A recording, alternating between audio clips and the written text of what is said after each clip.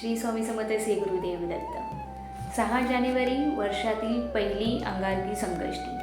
तर गणपती बाप्पाचं स्मरण करून आपल्याला पहाटे उठायचं आहे, अंघोळ करायची आहे. अंघोळ करताना जर तुमच्याकडे गंगाजल असेल तर पाण्यामध्ये 2 थेंब गंगाजल टाका, किंवा नसेल तर अत्तर असेल, गुलाबजल असेल ते टाकून स्नान करा.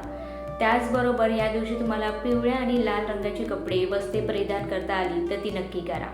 गणपती बाप्पांची मनसोक्त पूजा करा, म्हणजे मनभावे पूजा करा. पूजा करत असताना गणपती बाप्पांना तुटलेले अक्षता अर्पण करू नका.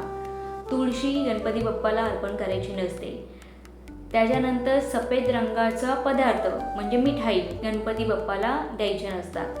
तर नैवेद्य म्हणून तुम्ही मोदक बनवू शकता, गुळाचे मोदक असतात.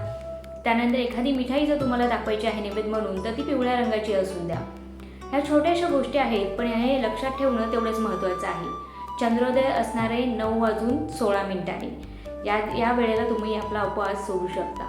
नैवेद्य दाखवताना गणपती बाप्पाला पहिला अभिषेक करा, त्याच्यानंतर पंचामृत बनवा आणि ते पंचामृत घरातील सगळ्या मंडळींनी नक्की ग्रहण करा.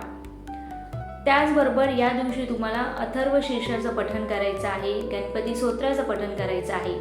गणपती बाप्पाचा एक ऋणमुक्ती स्तोत्र आहे, यूट्यूबवर तो अवेलेबल आहे. त्याचं 108 वेळा पठण करा. गणपती बाप्पा हे दुःख हरता आहेत, ते सगळे आपले दुःख हरून घेतात, संकटापासून आपल्याला दूर ठेवतात. आणि जर आपल्याला कर्ज खूप झालेले असेल तर या दिवशी एक छोटासा उपाय करायचा आहे. करायचं काय आहे, दुर्वा ज्या आहेत त्या गणपती बाप्पाला अतिशय प्रिय आहेत, तर त्या दुर्वा घेऊन यायच्या आहे. त्यांच्या 11, 21, 51 तुम्हाला जशी जमेल तशी जुडी तयार करा आणि ती जुडी गणपती बाप्पाच्या चरणी अर्पण करा. अर्पण करायच्या अगोदर ती आपल्या हातात घ्या आणि गणपती बाप्पाला प्रार्थना करा की माझ्या पाठीमागे जे संकट असेल, दुःख असेल, माझ्या डोक्यावरील हे कर्ज आहे ते फेडण्यासाठी मला शक्ती दे आणि वेगवेगळ्या संधी उपलब्ध कर.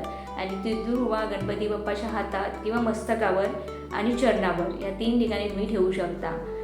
छोटेसे उपाय आहेत, करून बघा, त्याचा बेनिफिट होतो. आणि कमेंटमध्ये लिहायला विसरू नका. श्री स्वामी समर्थ श्री गुरुदेव.